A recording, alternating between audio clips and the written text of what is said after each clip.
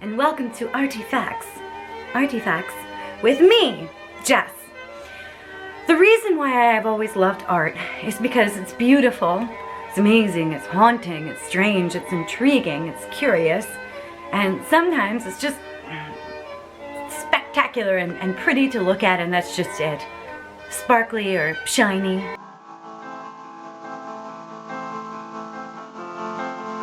Whatever. But also, art is the closest thing to a time capsule that I have ever found. I mean that in the following way. You can't go back to the time of the Black Plague. Luckily, who would want to? Well, I guess you would want to if maybe you could have a bubble, but you wouldn't want to go directly there because, you know, then you might get the Black Plague, and that sounds like a bad time. But you can't go back to World War I or World War II. You can't go back to the Cabaret Voltaire in Switzerland. You can't go back to the Industrial Revolution. You can't go back to any of these times. You can only read about them. You can read people's descriptions of what happened. And you can, in some cases, look at photographs. Now, a photograph will show you what it looked like to be there.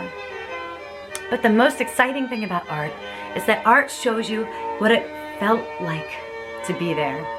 I know that sounds a little bit corny, but if you think about an artwork like Marcel Duchamp's The Fountain, which is basically just a urinal,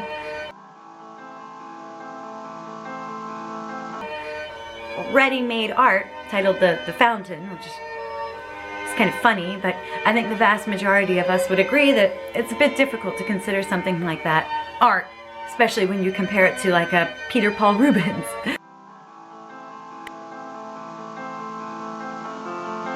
But in any case, the reason why that artwork was made was for the purpose of being angry and sarcastic. And why would anybody want to be angry and sarcastic at that time? Well, World War I just occurred. So you see, The Fountain for us perfectly exemplifies the anger and the sarcasm that a lot of people were feeling toward that time at such bourgeois movements like the art world. In any case, art can be also, unfortunately, kind of alienating. I've found that quite a lot in all of my years working in the art field. I found that a lot of people have said things like, "Oh, I'm not interested in this. My kid could do that."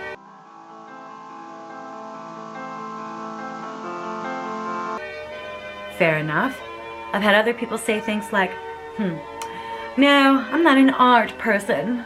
Art is for those snobby, hoity-toity types. It's so far removed from anything that I would find visually appealing or aesthetically interesting that there's no possible way I could be interested in art." Other people will say things like, "Well, you know, I like art, but I like the symbol type. You know, like the Thomas Coles or the J.W. Waterhouses or the Thomas Kincaids."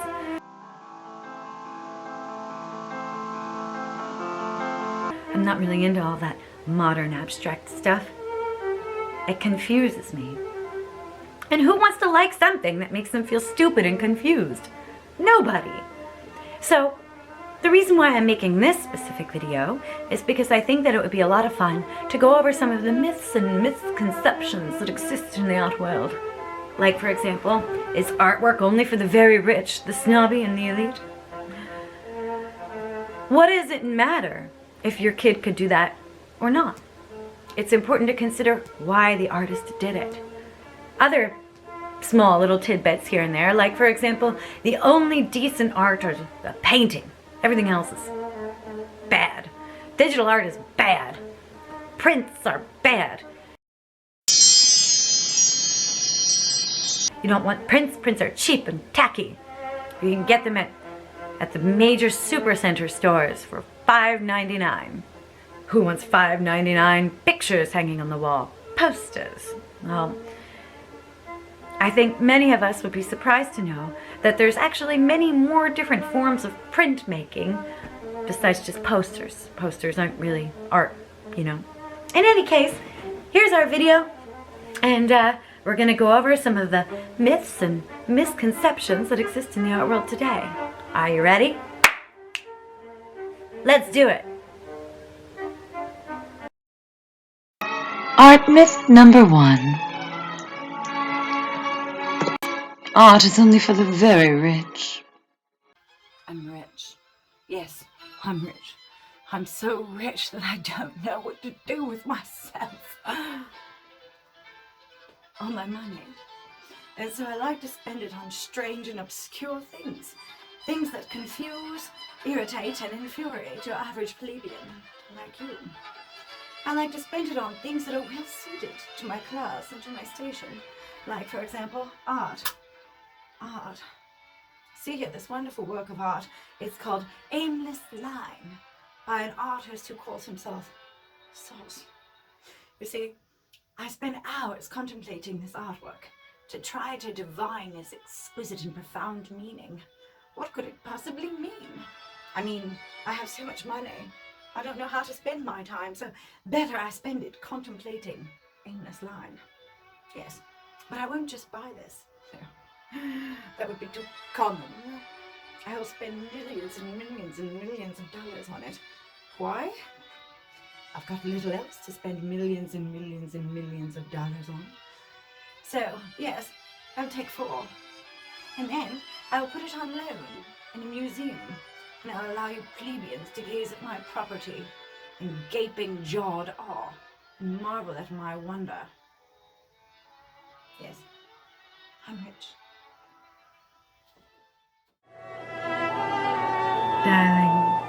Darling, you belong to me. You belong to me. You belong only to me. If I want to show your exquisite individuality to somebody else, I will. I'll put you on loan to a museum, and people will pay me lots of money because you are mine.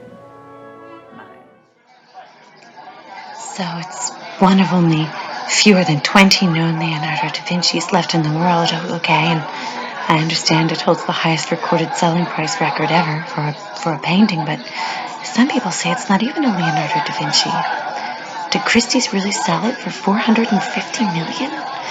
And this one, I know that Willem de Kooning is a very important abstract expressionist, I'm sorry, but $250 million? That seems like sort of a lot. It's pretty colors and all, but I don't get it. I have to be honest with you. How could these paintings be the highest recorded sales price for any paintings in history? And this one, this Cezanne, it's not even a very pretty picture. I know it's on loan to the Musée d'Orsay, but everybody's just walking right past it because nobody thinks it's a pretty picture. And didn't Cezanne make several card players? Why is this one worth $210 million? I have to tell you, I'm feeling very out of the loop here. It's not even pretty. Aren't Impressionists and Post-Impressionists supposed to be pretty? And Gauguin. I mean, sorry, but maybe I'm ignorant. Isn't he just riding on the coattails of his more famous roommate, Vincent van Gogh? And didn't he do horrible things to the people in Tahiti? Why would somebody spend $200 million on this? It's not even a very happy-looking picture. It looks like something's wrong here. I know it's called When Will You Marry, so there might be some judgment, but it makes me feel kind of nervous, this one. What am I missing? Well, there was a time where if you had artwork, there's only one reason, and that's because you were a member of the aristocratic class. Or, I guess there's 2 reasons. Because you're an artist or in some way affiliated with one. But for a very long period of time, the only people who had the money to commission artworks were people who had the money, the aristocrats. Yes, art actually used to be for the very rich. That's why it's interesting to make note of the subject matter that's changed in art over time. Medieval art, for example, is comprised almost entirely of, religious themes, clergy, angels, biblical figures. Renaissance art is, Grecian mythology, aristocratic themes, and again, some biblical themes too. It wasn't until the realistic era in art and in literature where people started featuring peasants as everyday subjects, common people like you and me. And in fact, what's really interesting is Francisco Goya is considered to be the artist who brought the common man into art, and he did so with a painting. It's actually a 2-part series, the 2nd of May and the 3rd of May. Well, he did so with the painting the 3rd of May. Have a look. Here we have the 3rd of May.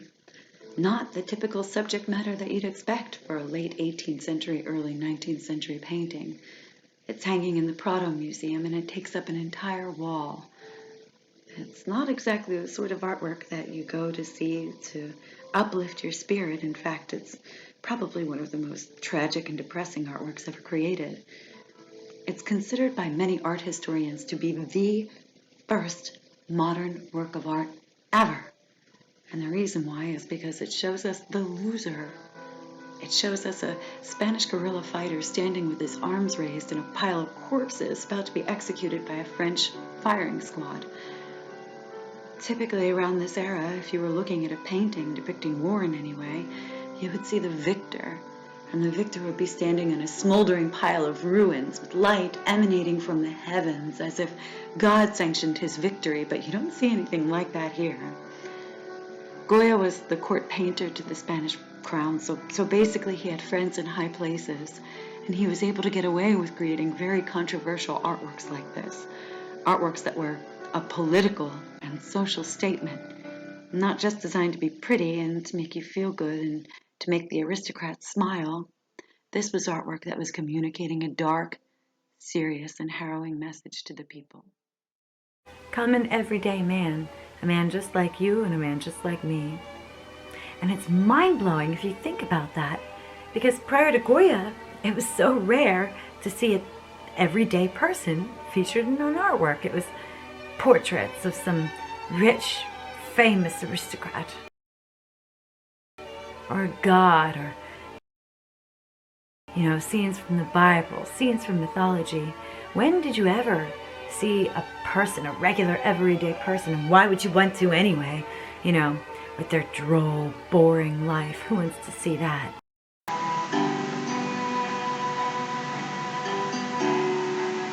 Well, the modernists did, and the realists did. So, with Goya, subject matter came back to the people. Impressionists, pop artists, Dadaists. The Dadaists probably are the most frustrating group of people that ever existed throughout the entire course of history. If you'd like to hear more about them, subscribe. I'm going to be doing a whole video on the Dadaists because, my goodness, there's so very much to say.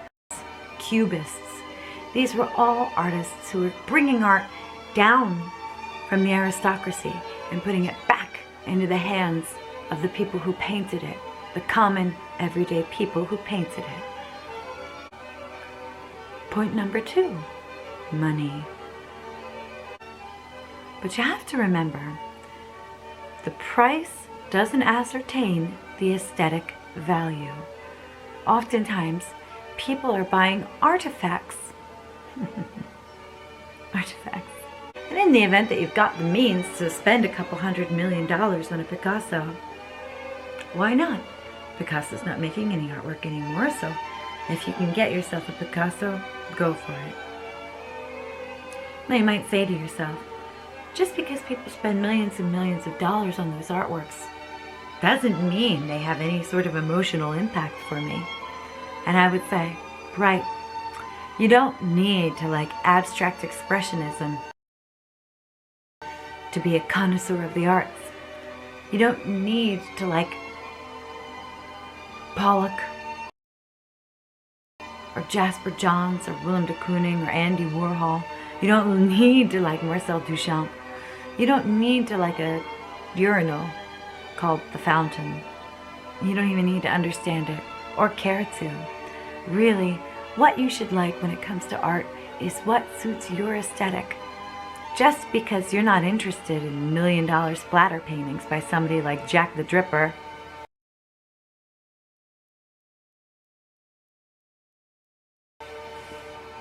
aka Jackson Pollock.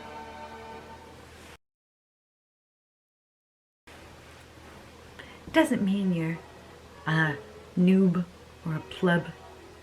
In fact, if you like Thomas Cole and Thomas Kincaid and J.W. Waterhouse and all those soft, pretty colors, well, that's just fine. Entire artistic movements dedicated to bringing art back to you and to me. Art is only for the very rich. No, art is made for Earthlings by Earthlings. Doesn't matter what's in your wallet. All that matters is what's in your heart. So if you see a painting or a picture and you like it, you don't have to ask yourself, well, is this good art? It doesn't really matter in the end. It's your art if you like it, and that's all you need to fret about. Don't worry about whether or not you're rich enough to determine if it's good or bad. Just love it. Thank you so much for watching. I hope you enjoyed my video. Stick around. I'm going to address some of the other myths in my upcoming videos, along with artist biographies, funny things that happened in art history, and so very much more. Like and subscribe. I hope I don't disappoint you, but so far this has been fun, so I believe I'll be sticking with it come hell or high water. Again, thanks so much.